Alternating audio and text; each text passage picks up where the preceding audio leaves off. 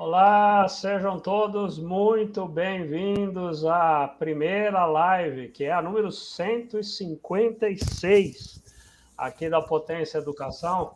Hoje uma live para lá de especial, além de ser a primeira de 2023, live A3, nós terminamos 2022 com uma live A3, começamos também com uma live A3. Muito boa noite, Hélio, obrigado pela presença aqui com a gente, começando o ano juntos aqui. Boa noite, obrigado. Tudo de bom aí, gente. Maravilha. Boa noite, Robson. Prazerzaço estar com você aí, começando o ano aí nas lives. Boa noite, Hilton. Boa noite, Hélio. Boa noite a todos que nos assistem. Um prazer enorme estar de volta aqui com todos. Legal. Passamos um mesinho aí, né? Pouco mais de um mês até, aí sem as lives, mas com conteúdo aí no YouTube. Então, pessoal, muito obrigado a todos que estão com a gente, retomando aqui.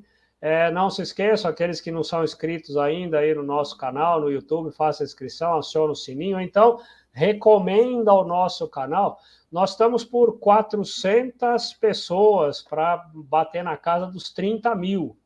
Então, se você puder indicar a gente aí para a sua rede de relacionamento, a gente agradece.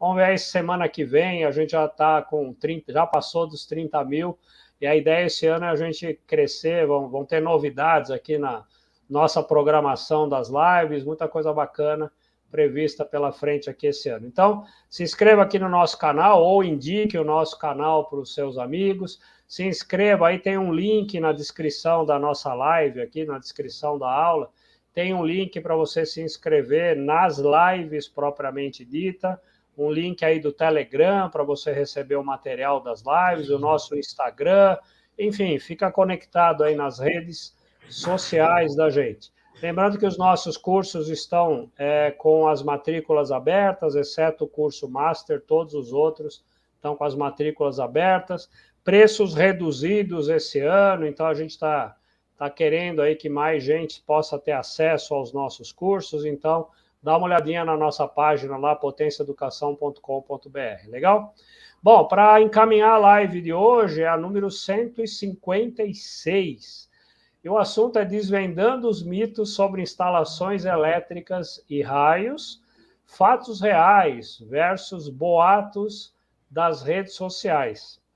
É uma curiosidade, o Hélio Jobson não sabe disso, né? Esse título, ele cita as redes sociais, né?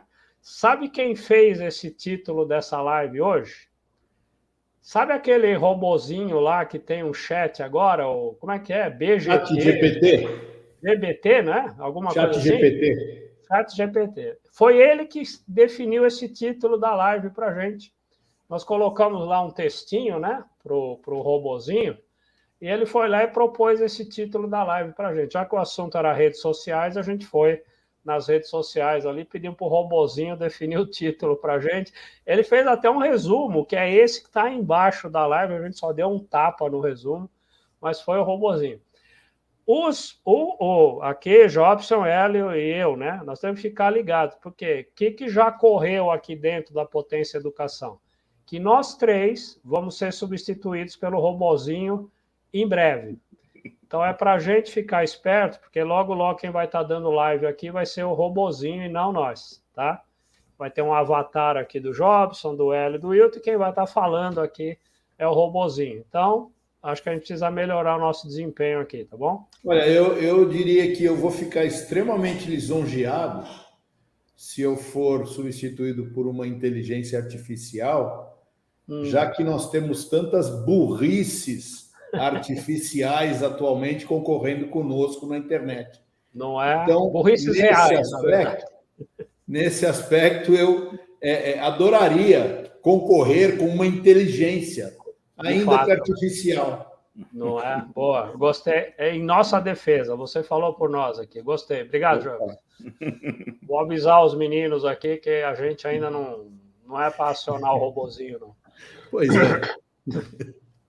Maravilha, bora lá então. Deixa eu já colocar a minha tela, depois eu passo para o Hélio, mas como eu começo, então estou compartilhando aqui o assunto. Bom, meninos, fiquem à vontade para falar quando estiver na minha parte, enfim, é aquele bate-papo que a gente costuma fazer. Vamos tentar fechar o assunto aqui e tudo isso se a gente conseguir até 21 horas, que aí libera a moçada para outras atividades noturnas. Para ver o VT do jogo do Flamengo.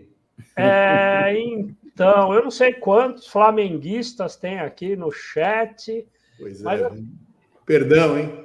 Certamente tem flamenguista e secadores, né? Então o chat inteiro aqui está interessado aqui, né? Certamente o chat inteiro participa, secadores e flamenguistas. Bora lá. Então, o assunto tem circulado aí nas redes sociais, acho que a maioria, né? Todo mundo aí participa de grupos, isso e aquilo e tal, e recebe vídeo de uma coisa de elétrica, vídeo de raio, não sei o quê, aí fica aquele bate-boca aí nos chats, nos grupos, e um acha que é uma coisa, outro acha que é outra. Aí o que nós resolvemos fazer para começar diferente esse ano aqui? A gente pegou 4 fatos que aconteceram, que foram para as redes sociais, que a gente viu aqui interpretação de tudo quanto foi jeito para esses fatos, e aí nós resolvemos trazer para cá e nós vamos dar as nossas versões desses fatos aí, né? O que a gente interpretou disso. Só que o nosso caso, diferente do que acontece na maioria aí das redes sociais, dos chats, ou até eventualmente outros canais, alguma coisa assim, a gente vai pegar o fato e vai dar uma aula, né? Vai dar o fundamento normativo e técnico sobre a interpretação que a gente está dando sobre esse assunto. Nós separamos 3 fatos reais de raios e um fato de elétrica, ok? Então, começando a parte de elétrica, né? Teve recentemente, aí, dias atrás, não, nem semanas, né? Alguns dias atrás, um acidente que aconteceu num condomínio, né? Numa piscina de um condomínio. Esse caso aconteceu na Colômbia, mas aí um morador lá do condomínio fez a gravação do vídeo e botou na rede e circulou, não sei se o mundo, mas chegou ao Brasil e deve ter ido parar em muitos outros lugares. Então, foram 3 adultos e uma criança, incluindo o salva-vidas que tentou ali salvar essas 3 crianças, 3 adultos e uma criança, né? Salva-vida foi para a água e também foi eletrocutado, né? Aqui talvez, não sei quantos de vocês viram, enfim, mas esse vídeo está disponível, você botar no YouTube ou no Google, né, 3 adultos e uma criança eletrocutada em piscina, você já cai aqui no videozinho. E o que acontece é que uma primeira impressão ali que o pessoal teve ao socorrer é que teria sido um raio que havia atingido a piscina e as pessoas lá. Mas o que foi verificado é que o dia estava claro, estava sol, o que não impede de ter um raio, né? Acho que eu aprendi um pouco isso, mas é pouquíssimo provável e não houve relatos tinha gente na piscina, fora da piscina, enfim. Então, foi excluída, de fato, a possibilidade de ter sido raio, e aí, então, a hipótese passou a ser a de eletrocução. O pessoal ali na piscina levou um choque. Eu lendo um pouco mais sobre isso, os bombeiros de lá, etc. e tal, o pessoal ali que começou a fazer a perícia, está trabalhando, até onde eu vi, não saiu laudo nenhum ainda lá na Colômbia, o pessoal está trabalhando com 2 hipóteses, né? Um choque por conta de falha na iluminação subaquática da piscina, e um outro, né, foi a outra possibilidade, seria por conta de uma falha na parte elétrica do sistema de filtro da bobina, motor, etc. e tal. Essa falha elétrica no sistema de filtro da piscina teria energizado a água que passava pelo sistema de filtragem, que teria, então, eletrocutado as pessoas na piscina. Então, tem 2 linhas de raciocínio aqui, 2 hipóteses no momento, que estão sendo checadas, né? Então, Oi, Elton, antes de entrar aí na parte teórica, sim. Quando, assim, a questão do raio, né? Muita gente acha que o raio pode cair em algum lugar e deixar energizado por bastante tempo, porque nesse caso da piscina, o guarda-vida, o salva-vida, ele viu o pessoal lá, né? E ele pulou. Quer dizer, não daria tempo, né, para o raio ficar se mantendo. O raio é microsegundos, tá? Essa aí é a principal causa de que raio realmente não foi. Não foi, né? Perfeito. Muito legal, muito legal. Tá vendo? Um especialista aqui falando. Ali na reportagem lá do jornal, lá onde eu li isso aqui, estava que as testemunhas ali em volta, ninguém viu raio, ninguém sentiu raio, não teve trovão, não teve nada, mas poderia, óbvio, ter... Se eles tivessem entrevistado você, o Jobson, vocês iam já falar que era impossível ter sido raio, né? Muito bom, muito bom. Bom, falando de piscina, então, instalação elétrica de piscina, né? Esse está na 5410, no item 9.2. Então, vamos dar uma olhadinha aqui o que poderia ter a ver com essa parte de piscina, né? Então, 9.2 da 5410, ela diz que esse item 9.2 complementa tudo o resto aí que está na 5410 e justifica ter aqui um capítulo especial para tratar de piscinas, porque diz que, óbvio, nesses locais o risco de choque elétrico aumenta devido à redução da resistência elétrica do corpo humano e o contato com o potencial de terra. Então, é uma situação muito crítica, né? Essa da pessoa estar dentro d'água, né? Uma coisa é você estar basicamente com a pele úmida, etc. e tal, é uma situação. A outra é você estar dentro da água, numa piscina, por exemplo. Aí a condição do corpo humano, né? E tudo que está em volta dele é uma situação muito complexa, fica muito condutivo o corpo, enfim. É facinho, entre aspas, uma corrente elétrica atingir, entrar no corpo humano, em órgãos sensíveis e causar aí um problema. Em tempo ainda, eu não vou deixar o suspense para quem não viu a notícia ou não sabia disso, as 5 pessoas, os 3 adultos, a criança e o salva-vidas, eles desmaiaram basicamente, foram socorridos, lá no local mesmo teve uma assistência de emergência, levados ao hospital, todos sobreviveram, acho que 2, uma situação um pouquinho mais complexa, mas todos conseguiram, felizmente, sair vivos aí dessa experiência, tá bom? Bom, como é que a 5410 trabalha a parte de instalação elétrica envolvendo piscina, né? Então, toda a base da instalação elétrica envolvendo uma piscina, ela diz respeito a nós fazermos o que se chama de classificação dos volumes. Então, existem 4 volumes que são definidos numa piscina. A gente teve aqui uma live há bastante tempo atrás sobre a classificação dos volumes e instalação elétrica em banheiros contendo chuveiro ou banheiras.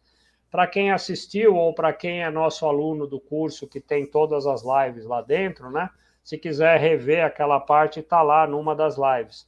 O conceito é o mesmo, ou seja, são tratadas áreas, volumes, na verdade, ao redor do corpo de água propriamente dito, onde vai ficando cada vez mais crítico eu ter tensões elevadas, eu ter falhas nesses volumes que possam levar, então, a colocar uma pessoa em risco. Então, quais são os volumes? O chamado volume 0 é dentro da piscina. No caso aqui, o assunto é piscina. Então, o volume 0 é piscina. Então, considera a água propriamente dita e mais tudo aquilo, a parte da piscina que também não tem água, mas é dentro da piscina. Nessa mesma figura da norma aqui, tem um lava-pés aqui, ó. Então, aquele pedacinho lá que o pessoal, principalmente piscina pública, né?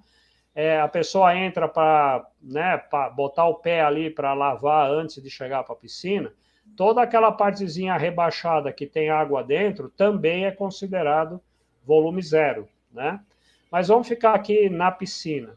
O volume 1 é considerado aquele que ao redor da piscina é 2 metros afastado do volume zero. Então, se eu estou aqui no volume zero, para qualquer lado da piscina, em qualquer direção, 2 metros faz parte do volume 1 e na altura 2 metros e 25.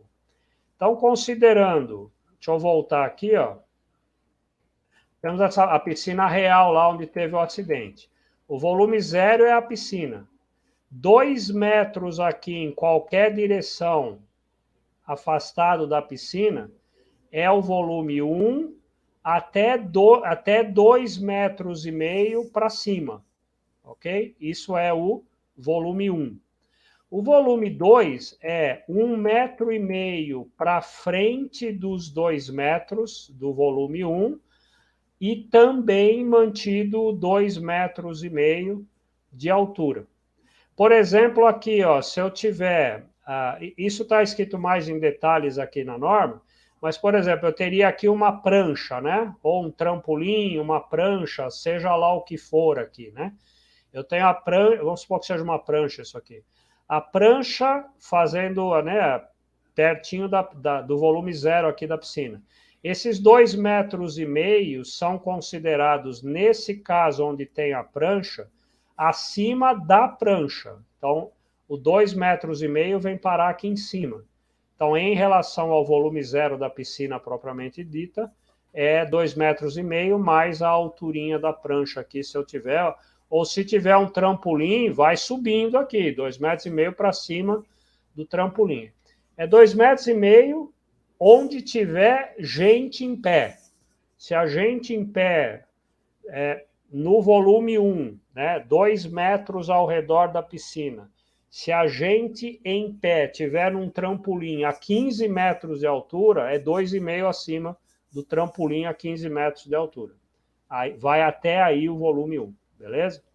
Então, volume 0 é a piscina. Deixa eu voltar aqui na figurinha. Volume 0 é a piscina.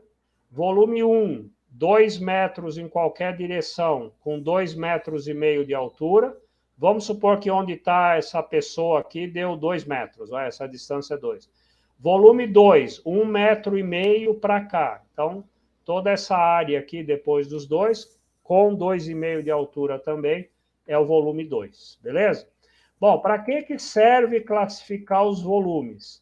A norma começa depois, uma vez classificado os volumes, ela começa a dizer para a gente o que pode e não pode ter dentro de cada volume.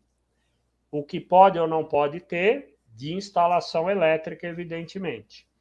Então, vamos começar aqui no volume 0, então, dentro da piscina, levando isso para o acidente ali, né? Tinha iluminação subaquática, porque é uma das desconfianças ali, é um problema na iluminação subaquática. O que a norma diz aqui no volume 0, né? Ela diz assim, no volume 0 e no volume 1, então não é só dentro da piscina.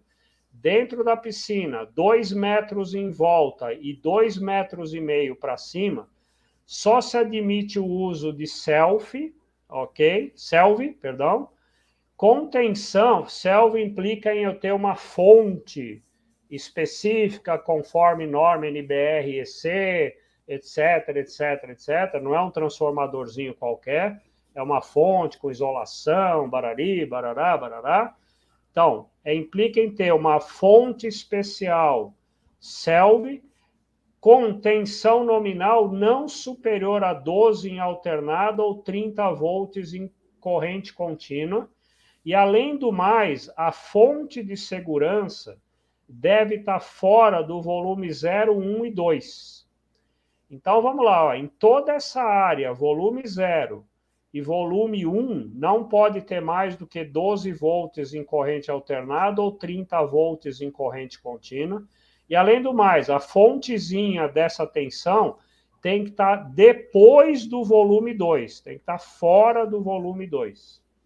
Bom, a questão lá é, será que naquela piscina tinha... Essa recomendação aqui, eu estou falando da NBR 5410, mas isso é IEC e isso é muito americano também. Então, lá na Colômbia, seja lá que norma eles usam, né?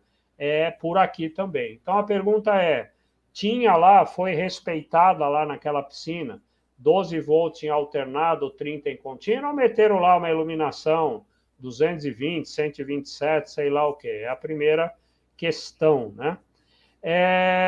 Aí o que acontece? Então, primeiro fato lá da iluminação seria isso.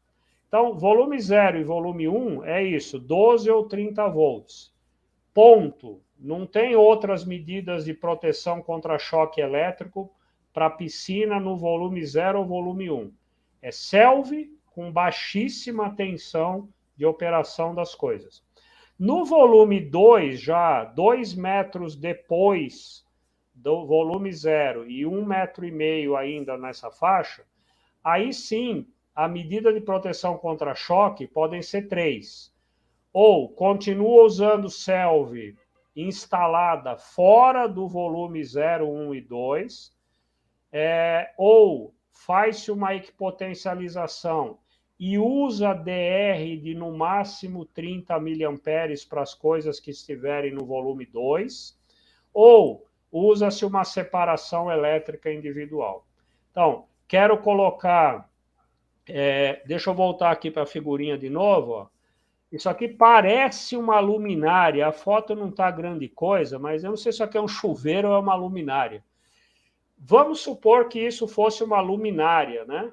Então, assim, e vamos supor que ela estivesse no volume 1. Essa luminária aqui teria que ser alimentada em 12 em corrente alternada ou 30 em corrente contínua. Tá para fora do volume 0 aqui, do volume 1, eu venho para o 2, uma luminária no 2, eu já não preciso mais ter os 12 em alternado ou 30 em contínuo. No volume 2, poderia ter, por exemplo, 127 e tal, porém com equipotencialização e DR de 30 miliamperes nesses circuitos, né? E a outra coisa é, deve ser realizada uma equipotencialização adicional, né? Reunindo tudo que for elemento condutivo que estiver no volume 0, no volume 1, no volume 2, juntando com os condutores de proteção de todas essas massas que estiverem aqui nesses volumes.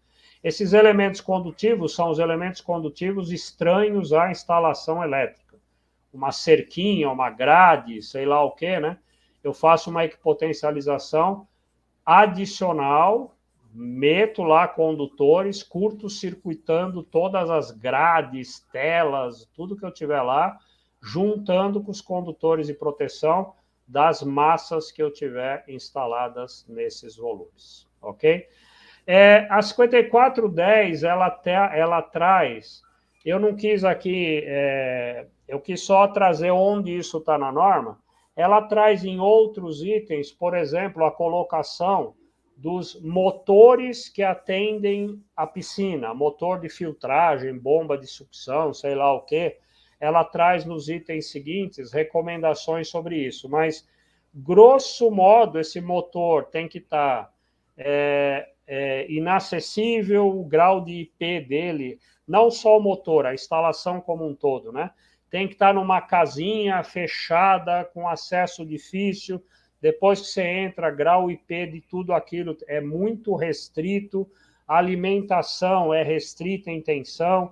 Dependendo da tensão, você tem que botar DR de alta sensibilidade. Ou seja, tem toda uma regra também para os motores que trabalham nessa parte de piscina. Eu não coloquei aqui, senão seria uma live inteira, como eu fiz uma live inteira só de banheiro, dá para fazer uma live inteira só de piscina. Mas eu quis trazer aqui a mensagem para concluir. Se isso aqui tivesse sido seguido lá, mesmo numa má manutenção, que é uma das hipóteses lá da Colômbia, não tinha uma manutenção adequada, mesmo com uma manutenção ruim, se isso aqui tivesse em 12 volts em corrente alternada ou 30 em contínua e fosse uma fonte selve e houvesse uma falha, ninguém teria sido eletrocutado ali. Se fosse no motor o problema, que é a outra suspeita, com equipotencialização, com DR, com todas as medidas que a norma pede, também ninguém seria eletrocutado naquela piscina. Então, alguma falha teve, ou de projeto e execução, ou foi bem projetado, foi executado, a manutenção acabou com aquilo e depois alguém trocou tudo aquilo que na manutenção distorceu tudo que foi feito. Então, efetivamente, eu acho que eles estão no caminho certo ali, investigar qual é o problema que teve na iluminação ou qual é o problema que teve no motor. Beleza? Para você que é novo aqui na live, você vai colocando suas perguntas, comentários no chat. No final, a gente vem aqui para responder as perguntas, tá bom? Hélio, com você agora e com o Jobson. Manda bala aí. Bom, Jobson, a gente não combinou antes como é que faz. Não, você vai falando que eu vou dando pitacozinhos, como você disse. Tá bom, então. Tá tranquilo. Então tá. Então, em relação às descargas atmosféricas, o primeiro caso que a gente vai falar é o caso de um menino que foi atingido por um raio enquanto andava a cavalo, né, com uma égua. Então, teve vários também posts, né, pessoas tentando explicar. A gente vai dar a nossa versão do que deve ter acontecido nesse caso aí. Então, pela reportagem, esse garoto aqui, o Edson Júlio, 12 anos, ele ficou bem ferido. Olha a marca que aconteceu aqui no corpo dele, né? E o legal é que ele não morreu. Quem morreu foi a égua só, né?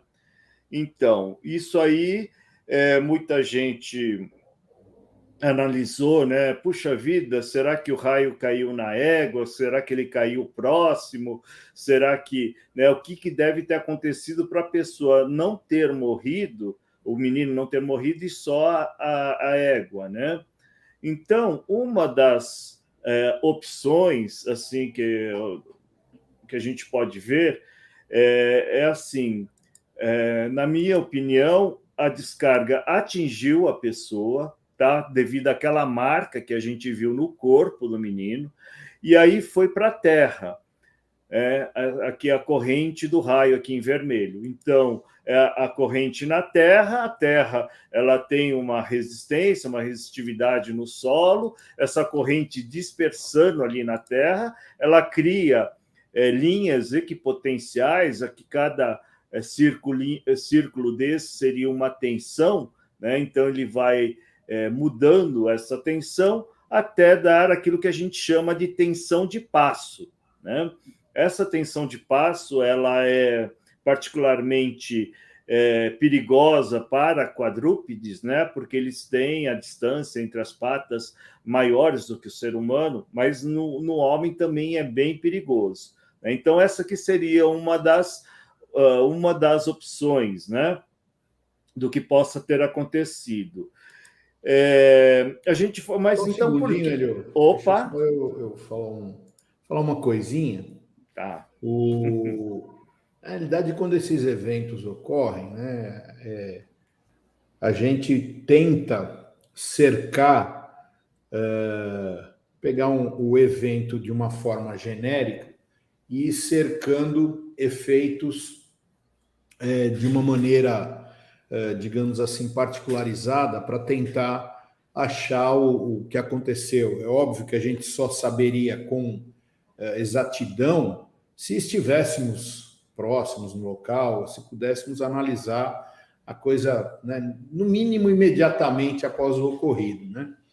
Mas nesse caso em particular, eu acho que além da tensão de passo, deve ser muito considerada a forma como a corrente pode dispersar no corpo da égua, tá? Porque, veja, essa corrente, da mesma forma que ela passou superficialmente, você vai falar isso mais à frente aí, no corpo da criança, ela pode ter passado entre as duas patas, né, dianteira e traseira, entre os dois conjuntos de pata, dianteiro e traseiro, e com isso ter criado um circuito aonde houve também circulação de corrente, não com fonte de baixo para cima, como sugere a tensão de passo, mas sim com fonte de cima para baixo, o que seria provocado pela própria corrente do raio, a corrente circulante direta, né? Então, são vários os efeitos aí, e eu particularmente acredito num somatório de todos eles para dar esse efeito final, esse problema do cavalo ter morrido, né, da égua ter morrido. Beleza. Tem um slide disso também. Vamos lá. Então, e por que o menino não morreu, né? Existem vários trabalhos, assim, vários não, tem alguns trabalhos, né, na parte científica, falando que se você tiver com a roupa molhada, ela te ajuda, tá? Que a corrente vá superficialmente, né? E ao invés de ir internamente. Então, o fato do menino estar com a roupa molhada, tá? Isso ajudou bastante a ele não ter morrido. É o que a gente acha em relação a isso, porque uma descarga direta ela é muito perigosa. Bom, a gente está estudando atualmente, né, modelos do corpo humano para estudos. Então, aqui tem 2 modelos, o do Michael Rock, o do William Chisholm, né? Eles fizeram o modelamento do corpo. Antigamente, o pessoal usava uma impedância de 1000 ohms, né? É uma resistência e só. Mas agora o pessoal andou fazendo mais estudos, tudo. Então, tem resistores, indutores, capacitores, tudo. Tem para simular, inclusive, ver qual a correntinha que vai passar lá no coração. A gente está fazendo um trabalho que a gente quer apresentar na Malásia esse ano, que é o que acontece com o líder ascendente não conectado. Então, a gente simulou o modelo, fez o modelo e viu a corrente que passa por lá. Mas isso aí é só uma coisa bem científica. Essa questão da pele e desse fato de ser superficial, alguns modelos colocam uns gaps aqui, né? Uns centelhadores que, para uma determinada tensão, ele fecha em paralelo com a impedância do corpo, diminuindo a corrente no corpo, no coração da pessoa, por exemplo. E dentro dessa versão, né, disso que o Jobson falou, tem essa opção realmente, então, da descarga atingir a pessoa, a corrente ela vai para uma das patas, por exemplo, vai para outra, e justamente no caminho desse aqui, você pode ter o coração, e aí haver a morte do animal por um efeito de descarga direta, tá? Então, a gente tem essa opção também, né? Em relação a esse caso, você quer comentar alguma coisa, Jobson, Hilton? Não, vamos em frente? Eu continuo afirmando que eu acho que os efeitos são somados, né? Eu acho que tudo leva a uma conjuntura global. Mesmo porque esses fenômenos são rapidíssimos, são microsegundos, então é uma coisa que acontece tudo ao mesmo tempo ali, né? Legal.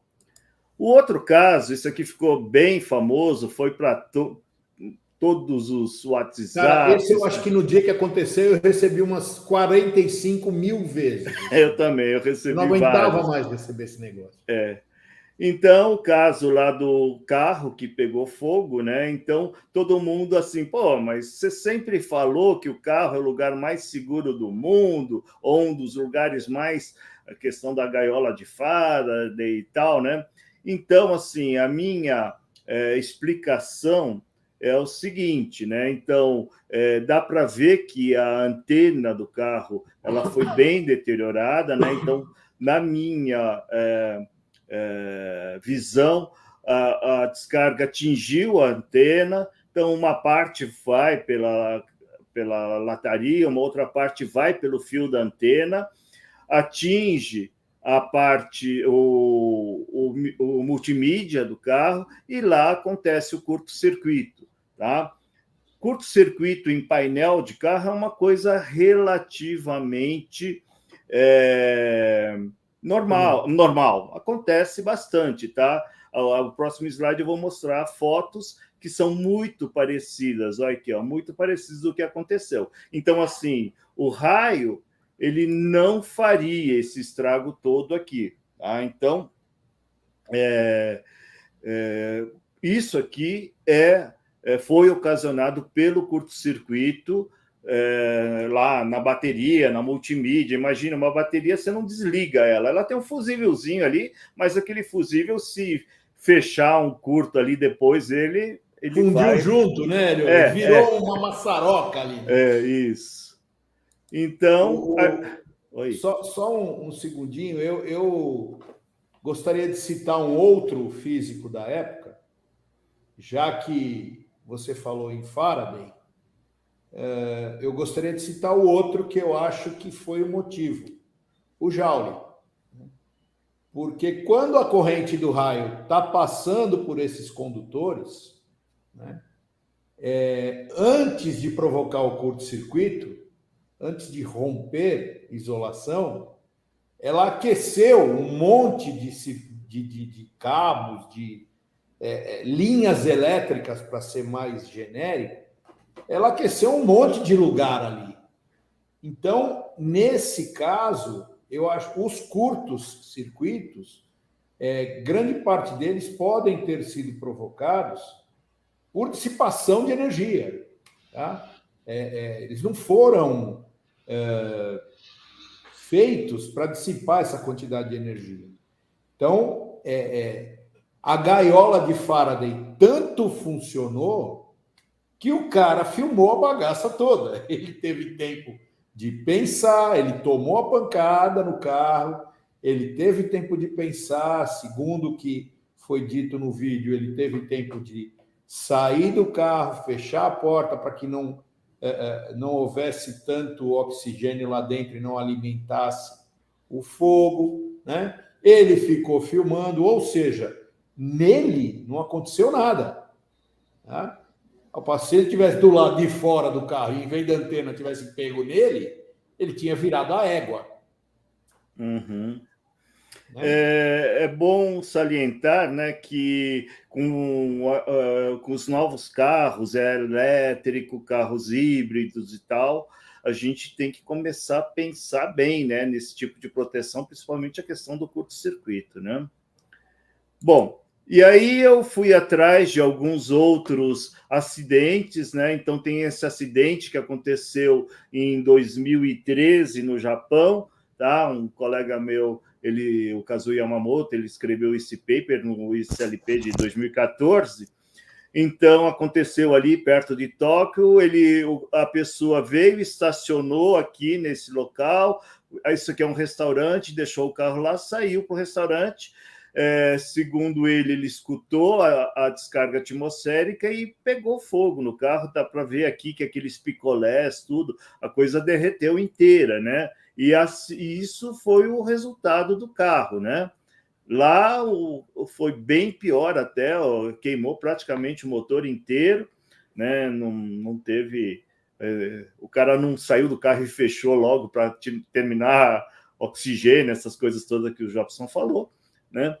E não necessariamente a descarga atingiu a antena, ela pode atingir também que no caso é na lataria, em cima do carro, tem essas marcas que são típicas de descargas atmosféricas. Então a descarga entrou pela cobertura, né, pela lataria superior do carro, foi descendo, passou pelo eixo do carro, ali, amortecedor e tal, e saiu aqui pelo pneu, né? Teve marcas aqui também na roda.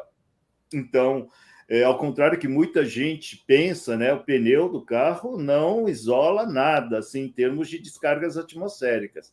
Ele tem lá 10 centímetros, 8 centímetros, isso aí qualquer 100 kV aí já dá uma descarga disruptiva aí, um raio são milhares de kVs, tá?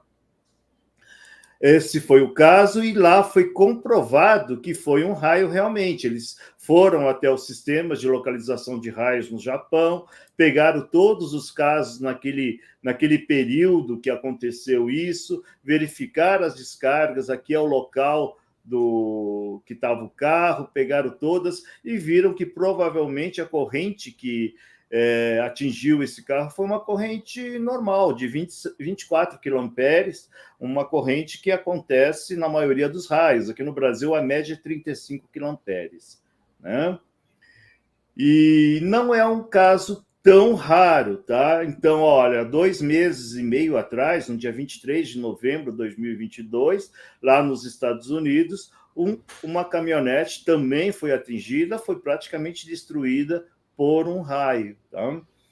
E tem também outras, né? Eu estava conversando com o Zé Cláudio esses dias, ele me contou de um caso que era um casal de velhinhos, também estava num carro, foi atingida pela descarga atmosférica, e a descarga, ela disparou o airbag e disparou também o trava-portas, né? Então, eles ficaram travados, eles tentaram quebrar, não conseguiram, a sorte é que vieram outras pessoas e conseguiram quebrar de fora para dentro e tirar as pessoas de lá. Então, tem essa questão da compatibilidade eletromagnética também, que é complexa.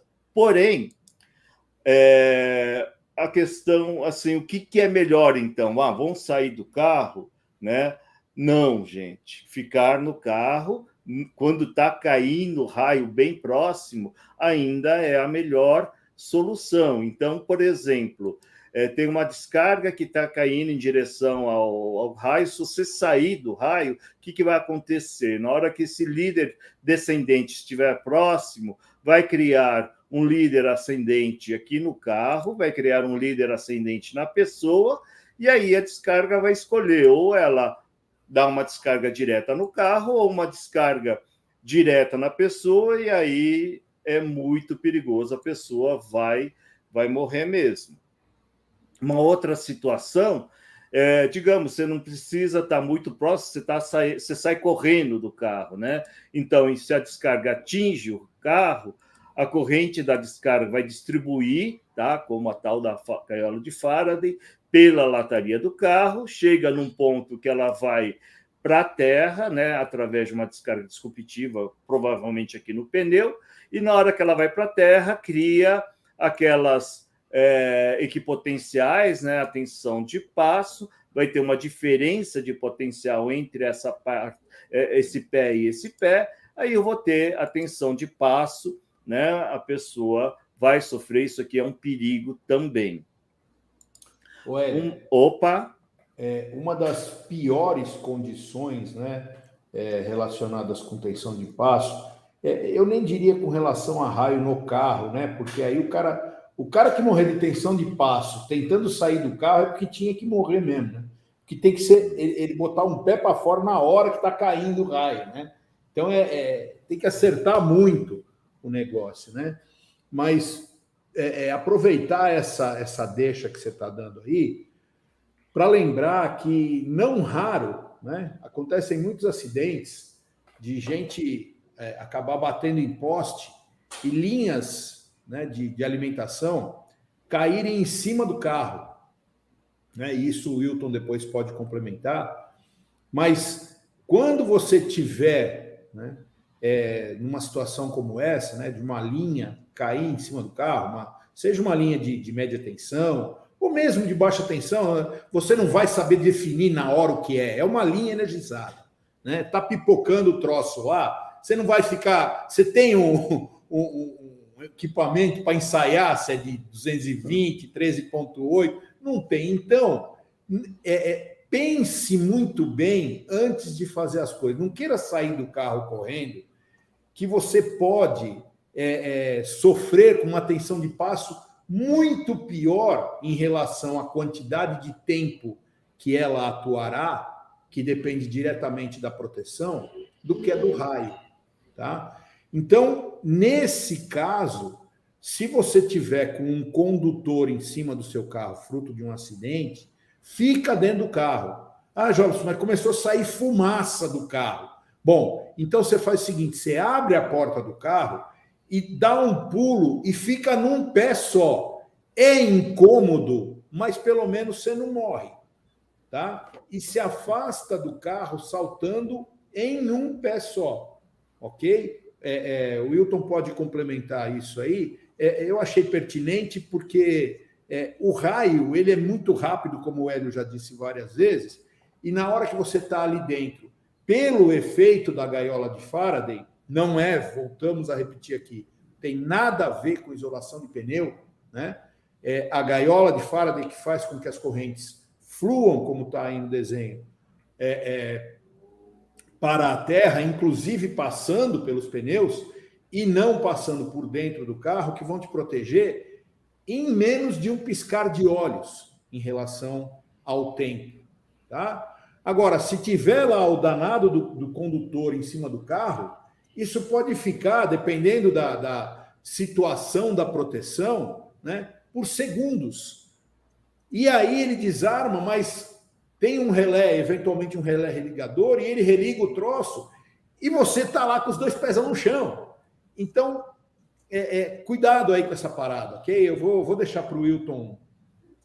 Não, pouquíssimo acrescentar, Jobson. Eu só agravaria ainda essa situação, porque se juntar um cabo partido e você está no meio de uma inundação, é uma situação muito comum, né? Aí... Muito comum. Cara, aí vira... você está com tensão e para efeito... É uma piscina, né? Você acabou ficando... Volta à minha explicação anterior. Você acabou ficando dentro de uma piscina energizada. Então, aí E agora, essa época que nós estamos, pelo menos aqui no estado de São Paulo, Sudeste, enfim, é uma época de muita chuva, muito raio, muita linha partida, né? Muita rede aérea, né? Então, assim, esse alerta que você deu é maravilhoso. Eu só agravaria, porque às vezes o cara tem que sair do carro e, mesmo que ele saia num pé só, se tiver... ele tá na água. Se tiver saindo fumaça e você na água, aí você já pega um papel e vai fazendo ali a contabilidade, né? Prós e contras, para ver se você vai para cima ou para baixo. Né? Exato. Porque aí não tem o que fazer, não tem muito o que fazer. É complicado. Né? Aí é complicado. Meninos, só aí uma pergunta antes de passar para a molecada aí. Duas coisas, então. Em todos esses casos do carro, se eu entendi, a descarga provoca uma ruptura que provoca um curto que aí faz aquela meleca toda. É isso aí. É isso aí. Dois, a pergunta que não quer calar agora, né? E no avião? Então, passa por fora. Então, o avião por que ele não tem... passa por dentro lá? Aqui, por que passou por dentro e lá? Porque a blindagem lá é completamente diferente da daqui, né, cara? É a blindagem. Claro, a blindagem lá é completamente diferente. Eles têm muito cuidado com isso. Você vê que as janelas no avião são pequenas. O único lugar mais frágil é no bico dele que tem a... E aí tem o para-raios, né? Que é a sobrecapa lá.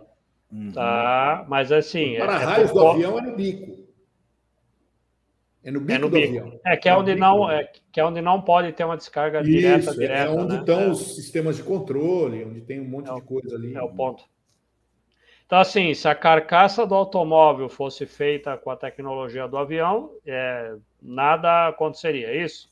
É por aí. Maravilha. Tá bom.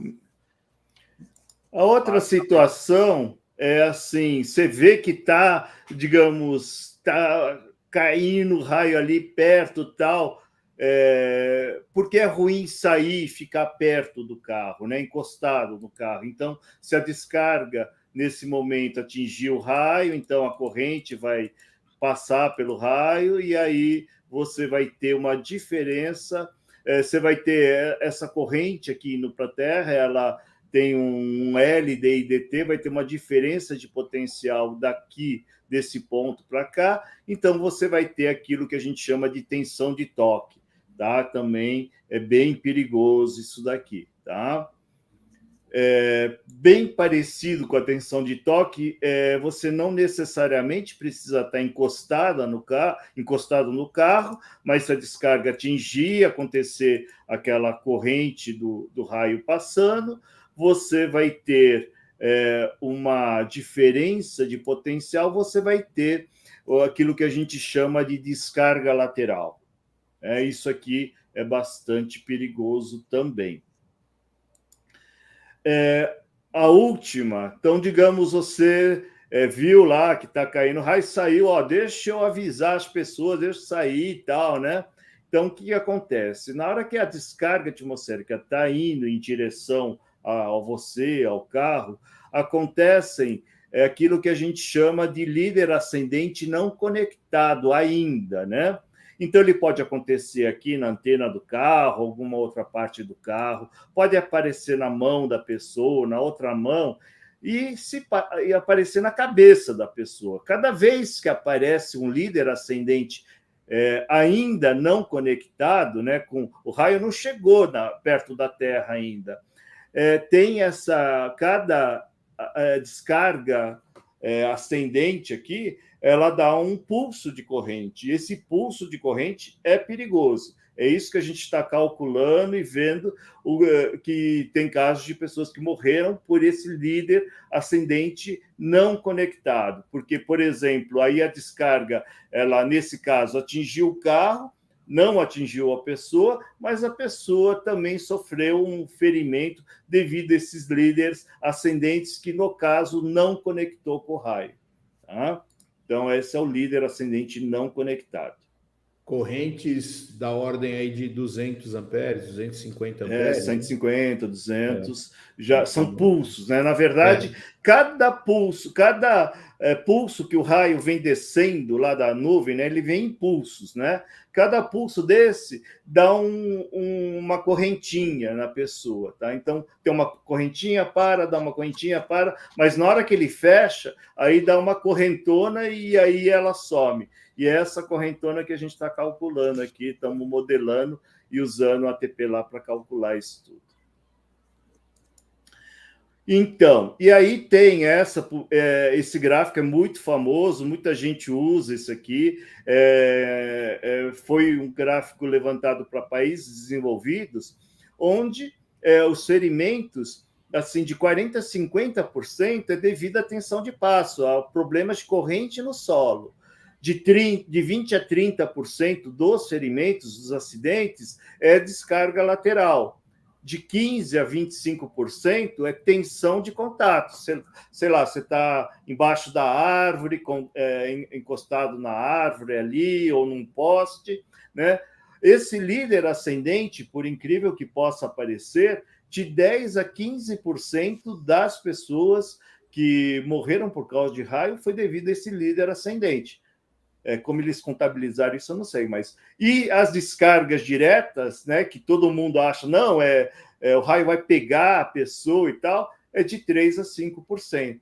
Tá? E tem mais ainda um pouquinho de pessoas que morrem pelo efeito explosivo, né, do raio, aquela expansão de ar devido à temperatura da corrente do raio. Então, as pessoas, às vezes, podem sofrer um estilhaço, tem gente que sai voando, assim, está muito próximo do raio, né? E bate, e se machuca e tal. Bom, problema de tensão de passo, nesse caso aqui, para animais, é muito comum mesmo. Todo verão morrem muitas vacas, e de tensão de toque também em cercas elétricas, cercas, né? Então, aqui dá para ver que o gado estava encostado na cerca, morreu um monte de um raio só. Sobre carro, mais alguma coisa, Jobson? Não. Pode tocar aí. Tá. Então vamos na última, descargas atmosféricas jogando futebol. Então, é muito comum, tá? Acontecer, já aconteceu no treinamento de São Paulo há muito tempo atrás, um treinador lá também sofreu uma descarga, uma tensão Treinador de de passo, goleiro. acabou não morrendo. Tal. Isso aqui aconteceu na África, né? Então, foi em outubro, já faz tempo, de 98, 8 jogadores de futebol na República Democrática do Congo morreram devido a um único raio, né? Bom, até aí alguma coisa que pode acontecer, não é tão raro. Mas o que foi raro, e isso várias jornais, várias coisas citaram, que é o seguinte: primeiro é que não foram só esses 11, mas 30 pessoas ficaram feridas, sofreram descargas e tudo assim, mas 11 morreram. E os 11 que morreram era de um único time, o time da casa, o tal do Bazanga, né? Então, isso aí ficou muito estranho. Então, porque só aquele time é que sofreu e que morreu. O outro time, ninguém morreu. Ninguém morreu do outro time. Então, teve alguns jornais que falaram que foi uma questão de bruxaria, né? Na África é muito comum a bruxaria e tal, e aí teve, né? Putz, Você viu que pegou logo o número 10 dos caras, né? Número 10 aqui e tal. Então, o time rival foi acusado de bruxaria, feitiçaria e tal, né? Então, você vê, só os de vermelho aqui acabaram morrendo. E aí, isso é comum lá, né? Isso aqui é que nem na Bahia lá, né? Dizem que o campeonato baiano acabaria empatado, né? Por causa do sei lá do que lá, né? E tal. Mas tudo bem, assim. E aí é comum acontecer descargas num estádio de futebol, nessas arenas, o público está relativamente protegido, mas o campo não. Então, pode acontecer do raio de Bra, aquela coisa toda, ou esses campos menores, mais abertos, cair aqui em algum lugar, ou numa torre dessa, ou no próprio campo, né? E aí aconteceu esse caso. Esse caso não foi só nos jornais locais, no The Independent, que é um jornal inglês, né? E eles colocaram que foi uma questão de bruxaria, assim, né? Lá eles defendiam essa ideia. O que a gente pode falar, teve essa questão de que existe essa questão dos feitiços no futebol, e também tinha um outro problema que no Congo, naquela época, estava tendo um resquício ainda de uma guerra civil, então até cogitaram que pudesse ser algum problema político, né? Agora, cientificamente falando, uma das coisas que a gente pode evidenciar é que o time que não morreu estava usando esse tipo de chuteira, né? Chuteira com travas de borracha, né? E o time que morreu, todos eles estavam com essa chuteira com travas metálicas, tá? Essa aqui acho que é a chuteira do Neymar. Entraram na maldade e se ferraram aí. Não, é que às vezes para um gramado molhado, tal, o pessoal usa uma trava mais alta e geralmente ela é metálica, né? Agora eu não sei se a outra ela tem essa capacidade toda de isolar a tensão de passo e tal, né? Meio o que eu ia te estranho. perguntar, Hélio, se um pneu não resolve, uma travinha de borracha de uma chuteira. Que no caso do pneu, a gente está vendo o raio passando por ele, né? E nesse caso é tensão de passo. Então, dependendo da distância, então as tensões que vão aparecer, as diferenças de tensões que vai aparecer entre um pé e o outro, que não são tão grandes, tá? Então, eu pergunto para vocês, foi feitiçaria? Foi tensão de passo? Foi azar? Thor é torcedor do Bazanga? Ou foi um atentado político? Escreva aí no chat. O que você acha, Jobson? Olha, eu uso, inclusive, esse exemplo, muitos anos eu uso esse exemplo nos meus cursos. Quem já assistiu aula comigo, vê, inclusive, essa foto desse número 10 caído. Eu tenho o vídeo desse ocorrido, eu passo passava, né, lá nos cursos, quando fazia esses cursos ao vivo, né, lá para a galera pessoalmente, eu tinha esse vídeo fazendo. E na época, além da tensão de passo, eu também levantava aquela possibilidade da tal da corrente eletromagnética trafegante, né? Não, sempre baseado na questão do somatório de efeitos e não de um único efeito, né? Então, tensão de passo, ok. Sou propenso a acreditar que talvez as travas da chuteira ali, o cravo, tenha ajudado, pode até não ter sido um fator preponderante, mas tenha ajudado, né? Mas também sou partidário da tal da onda eletromagnética trafegante, pegando os caras aí num momento de delta T no coração e fazendo o coração dos caras fibrilarem. Né? E pode ser o líder ascendente não conectado também, porque naquele modelo, o modelo que eu mostrei, se você tá com um sapato, alguma coisa mais isolante, você tem que incluir uma impedância ali, tá? No corpo, no circuitinho do corpo humano ali. Então, mesmo porque aqueles ensaios que foram feitos, né, de elementos isolantes, né, calçados de segurança, que vocês fizeram aí na USP, dá para ver que mesmo os calçados que pretensamente têm algum tipo de isolação, para raio não funciona, né? Então, a gente não consegue se apoiar de uma forma científica na isolação correta, perfeita de calçado, seja do que for. Não, se fosse uma descarga direta, pode esquecer, mas para tensão de passo, acaba funcionando, né? Porque essas tensões são menores. Lá, né? Os jogadores estavam misturados no campo, ou era tipo começo de jogo, metade para um lado, metade. Estava misturado? Caramba. Tudo misturado.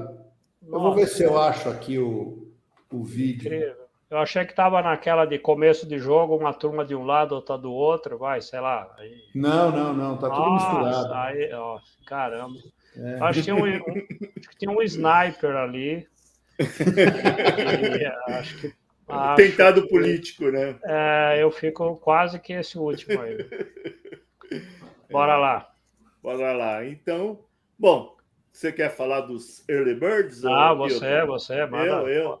Pode fechar. Bom, isso aqui eu peguei ali mais ou menos, acho que umas 4 horas, né? Então, estava o Cristiano Lelkert, que está sempre aí com a gente, Ademilson Moreira da Silva, Marcos Dutra, está sempre aí também, José Augusto, Osmar Lopes, Eletricidade Sem Estresse, e o meu amigo Cinei Correia Barbosa, lá de Brasília. Esses são os early birds. Legal, muito obrigado a todos. Então, bora lá para as perguntas? É isso aí. Bom, a gente acabou no horário, né? Agora vamos tentar. Tem várias perguntas, vamos tentar ser rapidinhos aqui nas respostas, né? E já adiantando para todo mundo, né? Aqui era uma aula para explicar um pouco a nossa versão dessas coisas e cada um desses assuntos, como eu dei o exemplo ali, piscina, eu contei só um pedacinho da parte de piscina. Dá para fazer uma live inteira só de piscina. No caso do Hélio e do Jobs, dá para fazer uma live inteira só de tensão de passo, outra só. Então, aqui hoje foi mais um esquenta para a gente tentar pegar esses casos pontuais, né? E dar um mínimo aí de opinião sobre o que a gente acha que foi. Então, começando aqui umas... Wilton, Oi. Eu achei aqui o vídeo, se você quiser colocar. Tá. Peraí. 10 segundos de vídeo. Mas é do YouTube, sei lá o quê. É YouTube. Eu vou preferir não colocar, Jobson. Dá problema de... Pode dar, pode não dar. Pode dar problema de strike, né? Isso. Pode receber então um gancho.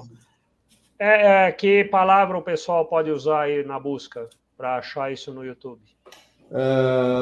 Top. Se você compartilhar só essa tela preta que você está vendo aí agora, tem o nome embaixo do vídeo, tá vendo? Fechou. Top 3 raios que caíram durante partidas de futebol. Raios que caíram durante partida de futebol. Isso. Então, quem quiser achar o vídeo aí, manda bala nessa. Mesmo curtinho, eu vou preferir não passar. Esse vídeo específico, ele é exatamente esse caso que nós abordamos agora. Legal. Então, pessoal, quem quiser aí, dá uma busca no YouTube, top 3 raios que caíram durante partidas de futebol. Esse é o caminho, então. Eu tenho esse vídeo baixado do YouTube, então eu não sei exatamente o link do YouTube, tá? Perfeito. Não, mas por essa dica que você deu, por essa dica... Eu não tenho o link, então, por favor, deem uma...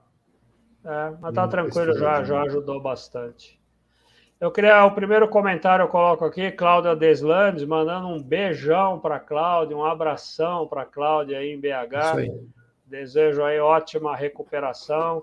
E a Cláudia comenta, projeto de piscina está sendo elaborado entre aspas, né, pelos vendedores de piscina. Com certeza não tem ideia que existe a 5410. E o Rodrigo concordou com a Cláudia, Rodrigo Souza Reis, concordando com a Cláudia que é isso mesmo. Eu ia comentar isso na hora que você falou, porque é quase difícil. Essas piscinas de fibra e tal, a casa de máquinas ali fica coladinha, fica 1 metro, 1,5 metro, ele fica dentro daquele volume 1 que você falou, né? Então, aqui é o caso, eu acho até que eu vi de relance aqui uma pergunta falando disso, que a casa de máquinas ficava no volume 1.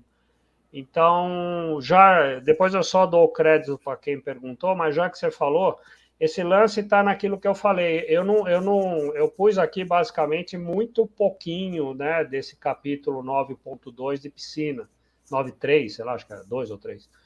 Ela fala, inclusive, né, nessa parte da 5410, a situação da casa de máquinas estar no volume 1. Então, não é proibido a casa de máquina estar no volume 1, mas você só tem lá na 5410 uma pancada de coisas ali que você tem que obedecer, né, para minimizar os riscos de choque elétrico pelo fato da casa estar no volume 1. Então, não é proibido, mas, assim, vai comer grama ali para fazer tudo que comer grama, nesse caso, no bom sentido, para que a segurança possa ser mantida, né? Então, não tem problema, mas tem regras. O Renato diz, a norma fala para piscinas de uso médio e não diz o tamanho destas piscinas, não sei se é interrogação ou afirmação. Renato, a norma vale para aquele lava-pés que eu mostrei ali. Então, inclusive no escopo aí desse capítulo 9.2 aí, ela fala que inclui lava-pés. Então, independentemente do tamanho, e também ela tem um item da 5410 que trata exatamente de piscinas pequenas. Porque às vezes você tem uma piscina no fundo de uma casa que já está junto ao muro, então praticamente é tudo volume 0, o volume 1 é mínimo, não tem o 2. Então a norma também fala de piscinas muito pequenas, tá? Então ela não é só para piscina média, grande, como eu falei, se você quiser colocar um LED num lava-pés, tem que aplicar 5410. Essa parte 9 aí que eu comentei aqui agora. Oi, Hilton, só complementando, o Ademilson, ele coloca, um assunto bem interessante aqui nessa condição das piscinas, as tais piscininhas de plástico, né, as infláveis, que os caras botam aquelas bombinhas, né, externas, parece aquelas bombinhas de aquário, né? Bota aquilo e o fio vem junto e o fio entra na água, né? Na água, isso aí. Isso vai. Legal você ter falado isso, eu acho que eu pulei. É o Ademilson, né? Que colocou aí, às 21 tá. horas. 20. Eu tô antes ainda, então. Era o Laércio França que comentou, já vi muita piscina onde a casa de máquinas fica no volume 1.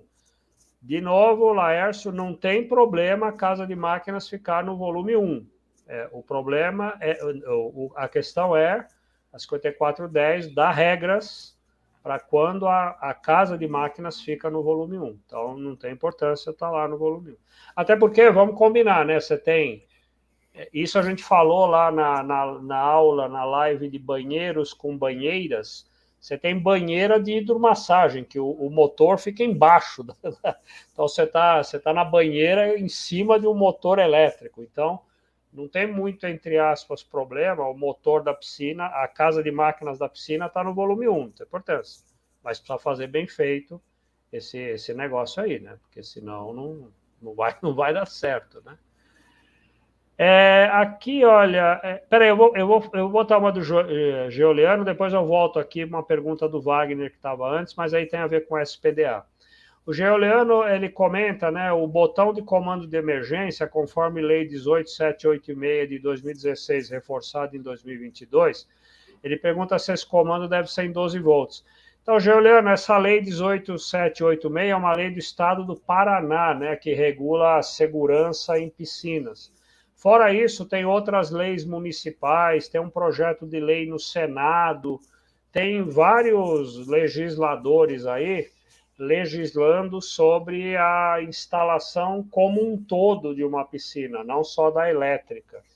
A preocupação maior no caso de piscina, que tem motivado os legisladores, nem é tanto a parte de choque elétrico, porque se o pessoal seguisse a 5410, por exemplo, esse assunto não precisa de lei, né? Já está na 5410. Mas essas leis surgiram muito por conta daquele sistema de sucção dos ralos no fundo da piscina, que muita gente, crianças principalmente, ficaram presas no fundo, colocando a mão no ralo e o sistema de sucção prendeu e a criança principalmente não conseguia soltar. E aí, uma das coisas que essa lei de 18786 aí, como um projeto de lei do Senado e outras que tem, prevê que tem que ser colocado, no caso seria no volume 1, né, próximo à piscina, um botão de emergência para você derrubar a bomba de sucção da piscina. Então, acho que é isso que o Juliano se refere, né? Então, esse botão de comando de emergência, como está no volume 1, geralmente, ou mesmo que tivesse no 2, né? Perdão, no 0 e no 1, a tensão é 12 volts. Então, se esse botão de comando de emergência tiver no 1, é 12 volts. Aí a pergunta que eu pulei vale para vocês que tem a ver com piscina. E o SPDA para piscina, a norma fala alguma coisa? Aí, a 5410 não, aí eu entrego para vocês SPDA em piscina, meninos. Depende do tamanho da piscina, né? Você vai proteger uma área aberta contra impacto direto. Então, dependendo do tamanho da piscina, ele poderá ser mais ou menos eficaz em relação a todos esses efeitos que o Hélio falou, né? De tensão de passo, tensão de toque, etc., impacto direto, líder não conectado e assim por diante. A melhor forma de se proteger de um contra-raio numa piscina é vazar de lá antes que o raio aconteça. Essa é a melhor forma. Quer falar da outra norma, Jobson? 16785, a proteção contra descargas atmosféricas em áreas abertas. Temos um curso na Potência Educação a respeito, né? É a melhor forma de se proteger não só em piscina, mas em qualquer tipo de área aberta, né? Clube, campo, sei lá, nesses eventos abertos, etc. Melhor forma, grandes estacionamentos, né? Parques de diversão, parques, floresta, bosque, 16785, ou seja, tem-se uma condição de alerta, essa condição de alerta associada há um procedimento previamente estabelecido. Então, evacua-se o local, levando as pessoas para um ponto de menor risco. Enquanto a tempestade está acontecendo, as pessoas ficam nesse ponto. A tempestade passou, esse sensor detecta isso, dá o sinal de novo, as pessoas voltam a fazer o que estavam fazendo antes de terem sido recolhidas. Muito bom. E lembrando, reforçando o que o Jobson falou, nós temos na Potência Educação, entra lá no potenciaeducação.com.br, um curso ministrado pelo Jobson sobre essa norma, falando exatamente da proteção de áreas abertas, né? Contra descargas atmosféricas em áreas abertas. O Gabriel Góes, se acima da piscina houver luminária abaixo de 2,5 ou luminárias nas paredes, arandelas, nos volumes 0, 1 e 2, é necessário realizar a equipotencialização? Gabriel, sim, é o slide que eu mostrei ali das medidas de proteção. Uma delas é todas as partes metálicas não energizadas de tudo que tiver no 0, 1 e 2, tem que ter a equipotencialização suplementar. O José Luiz Brito, na piscina, colocando transformador isolador, ajudaria na proteção contra choque elétrico, não descartando as proteções. Então, Zé Luiz, aquela tensão, né, quando está lá na prescrição CELV, pressupõe o uso de um transformador isolador, com características específicas. Tem uma norma IEC, hoje já a NBR IEC, específica para sistema CELV, lá para os 12 volts em alternada, tal, específica para esse uso. É um transformador isolador, com essa característica descrita na 5410, que ele tem que atender para ser considerado como CELV, né? Agora aqui, ó, vamos, acho que começando aqui mais para vocês, Carlos Baumhart, o cabo da antena geralmente passa pelo revestimento interno do carro, que geralmente é muito inflamável. Querem comentar alguma coisinha? Não, é isso mesmo, né? Pegou fogo ali, aí o fogo se expande, né? E aí ferrou-se. Aqui o Otávio Marinelli, as ferraduras metálicas do quadrúpede. Só colocou assim, não sei se... É a mesma coisa da chuteira de trava, né? Eu acho que ajuda sim. Né? Você tem um contato ajuda melhor. A ferrar, né? Ajuda a Erra pela segunda vez, né? Legal. Aqui o Alberto Alpino, ele diz que já viu carros de boy que arrastam uma cordoalha, acho que é metálica, né? Para evitar energia estática que fica próxima do escapamento. Eu já vi carro de gás fazendo isso, carro de boy. Tá, de abastecimento. Se bem que energia estática é uma outra coisa, que é um perigo também para carro, né? Qualquer hora a gente pode fazer vocês aí sobre isso. Os caminhões combustíveis, né? Isso. Todas, né? Carga combustível. O Geoliano novamente, não entendi a parte do CELV, 12 volts, um transformador, o driver do LED da piscina. Geoliano e todos, eu percebi, já houve uma dúvida aí com o CELV, transformador e tal. Já anotado aqui uma live para a gente falar sobre isso, tá bom? Hoje era isso. O Dália dá uma solução bacana, eu acho que é no caso de piscina, eu acho. Só fazer com fibra ótica simples assim. Acho que era isso. Alcemir Gama, Hélio, se o pneu do automóvel não oferece tal isolação para descargas, como se orienta a permanência no carro? Não, então, é isso que o pessoal confunde, não é o pneu mesmo, né? É a questão da gaiola de Faraday. A corrente, ela passa superficialmente pela lataria, em princípio, pela teoria de Faraday, o campo elétrico ali dentro vai ser nulo, praticamente nulo, né? Então você não vai sofrer os efeitos da descarga atmosférica, mas não é o pneu mesmo que isola a pessoa o carro vai ser atingido de qualquer forma, tá? Quer dizer, se é para o raio cair no carro, ele vai cair no raio, independente de pneu ou não. O próprio Alcemir depois complementou, acho que ele primeiro perguntou, depois vocês explicaram, resposta dada, permanência no veículo é menos mal que sair dele. Entendeu? Bacana. Aqui não tem a ver, mas acho legal esse depoimento. O Werther de Oliveira está dizendo para mim aqui que ele finalizou hoje o curso Master em Engenharia de Instalações. Bastante inovador mesmo. Werther, muito obrigado aí por ser nosso aluno, obrigado pelo comentário que você colocou aqui para a gente. Fico feliz aí que aparentemente ter sido útil o curso aí para você, nos quais o Hélio, o Jobson, eu somos também professores aí do Master. Muito obrigado, Werther, parabéns pela conclusão. Vamos ver aqui, Alex, descargas no rio estando em um barco com partes metálicas é um perigo real? Não só. Posso responder essa, Jobson? Claro. Porque aconteceu com o chefe, o supervisor do laboratório de alta tensão do IE. Lá em Bonito tem aquelas flutuações, né, que se coloca um colete e vai quilômetros no rio, né? Tava ele, a mulher e a filha fazendo essa flutuação, você vai com máscara e tal, e o tempo virou, caiu um raio no rio e eles sofreram não seria uma tensão de passo, tensão de rio.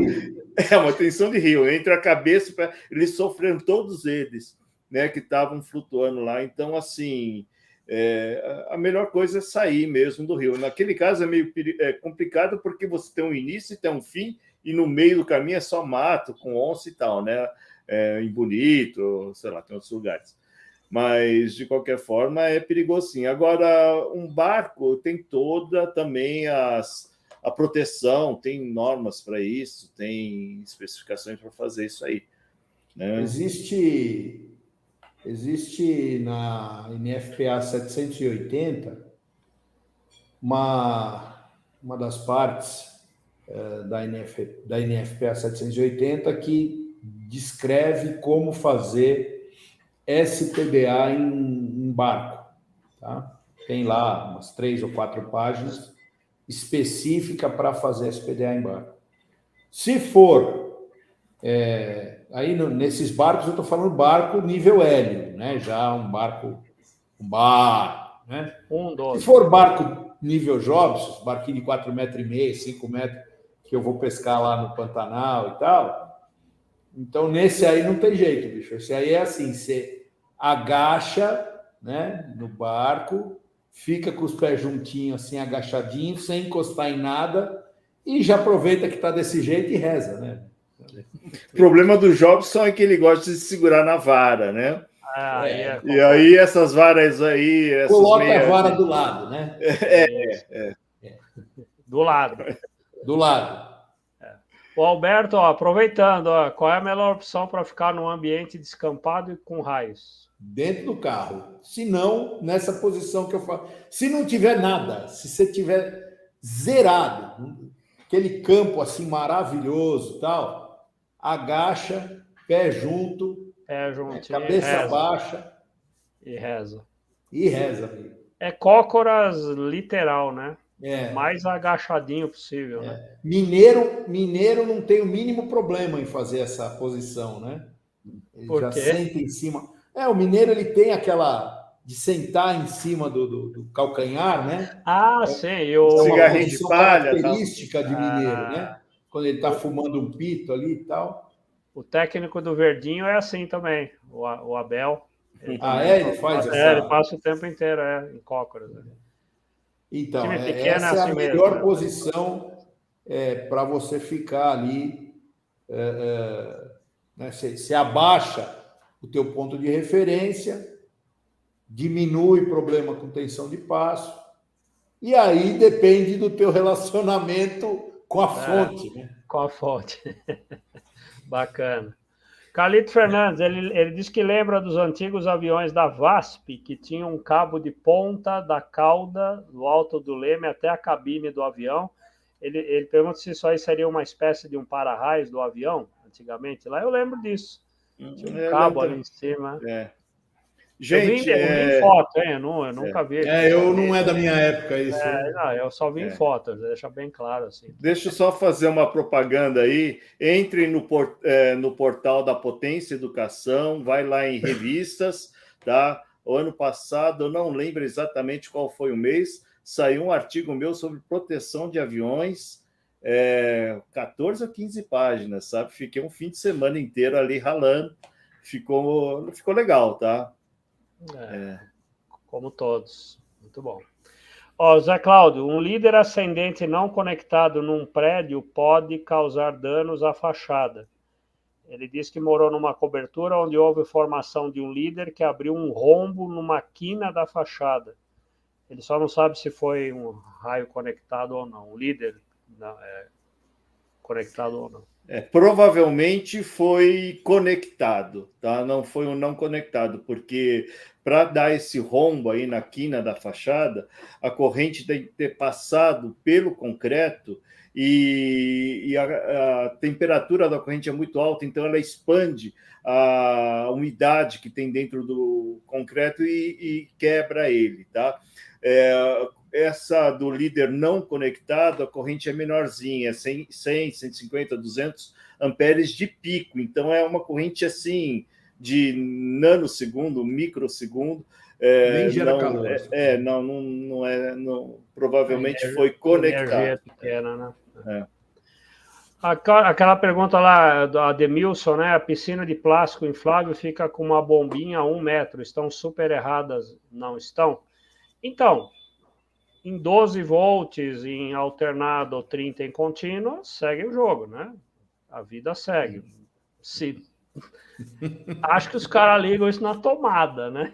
É direto, amigo. É na tomada. Aí se marca toco, o cara pega uma extensão, traz uma extensão lá, bota em cima de uma boiazinha assim, ó, e bota dentro da água a extensão. E põe na água, então. Aí eu diria que não é uma boa ideia esse negócio aí, não.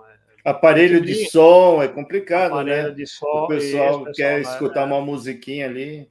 O pessoal leva, isso é muito comum, né? Muito comum, muito.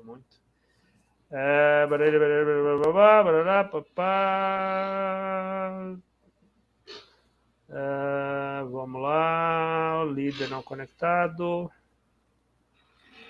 Aqui, ó, da Gama, o sogro dele perdeu 50 cabeças de gado por conta tá bem de sogro, hein, da Gama?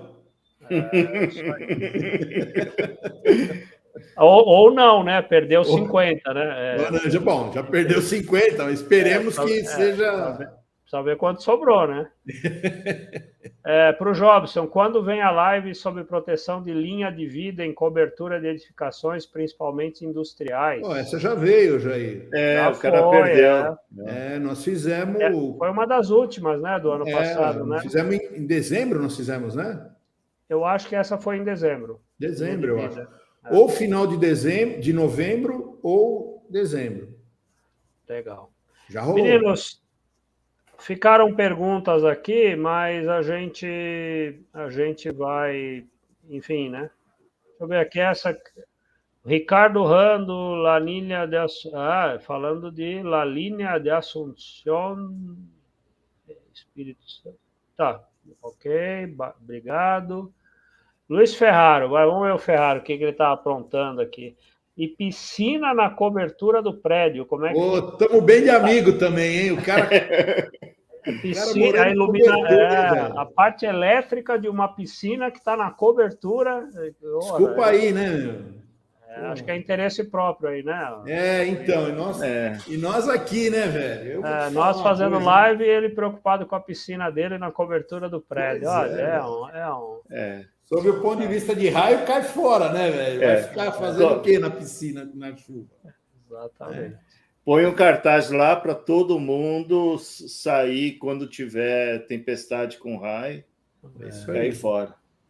Mas você está na cobertura. Não sei se o raio vai concordar com... Acho que é melhor mandar o raio sair do que as pessoas, né? Eu só estou na cobertura, pô. Afinal de contas, né, pô? É uma cobertura, né, velho? Exato. O raio eu sempre falo o seguinte, cara. Se um dia eu ficar milionário, o último lugar que vão me ver é numa cobertura de um prédio. Uma cobertura. É Eu o lembro último você falando lugar. isso. Por N motivos, né? Parte elétrica também, né? Queda de tensão. Tudo. Tudo é ruim. Tudo. Né? Cobertura de prédio não tem nenhuma vantagem, ao meu ver, não tem nenhuma vantagem. A não ser que quando você compra e mora nela, quer dizer alguma coisa bem legal. Então é legal. Mas você pode ter isso de outras formas, né? De outra forma. Pode ter isso de outras formas. Meninos, 21h30 quase. Ficaram algumas perguntas para trás, mas o pessoal já compreende aqui, já conhece o nosso jeitão, né? As perguntas para trás nos inspiram a lives, enfim. Então, a gente vai parando por aqui. Muito obrigado a todos aí, né? Por terem participado, por terem ficado até aqui. Passamos de 300 pessoas hoje. Espero que tenham bastante like aí. Então, aliás, se vocês não deram like, por favor, dá um likezinho aí para dar uma forcinha para a gente aí, tá bom? Então, molecada, muito obrigado. Hélio, muito obrigado aí pela presença. Aprendi bastante, hein? Aprendi bastante aqui nessa live hoje. E é isso aí. Muito obrigado, também Hélio. Fiquei preocupado lá na minha piscininha, lá na chácara, lá. Acho que aqueles 2 metros ali, não sei não, viu? Piscininha, é uma olímpica, né? O cara tem uma piscininha de 200 metros. Exatamente. Daquelas compradas lá na... O Michael Phelps demora 1h30 para atravessar a piscina dele. É maratona aquática que dá para fazer lá, né? Jobson, muito obrigado aí pela participação também. Acho que começamos muito bem o ano descontraídos e a gente vai ter novidades esse ano, moçada. O Hélio não pode dar spoiler, não. Fica quieto, Hélio. Jobson, obrigado pela participação mais uma vez. Valeu, Wilton. Valeu, Hélio. Galera, muito obrigado aí mais uma vez a todos. Vamos começar o ano aí e levá-lo com classe e com os 2 pés. Muito bem. Pessoal, muito obrigado a todos. Então, o encerramento com o nosso bordão. Os que acreditam em Deus, fiquem com ele. Os que não acreditem, fiquem em paz. E fiquem todos com muita potência. Muito obrigado, galera. Um grande abraço a todos. Até a semana que vem, 20 horas, nossa próxima live. Um abraço a todos. Valeu.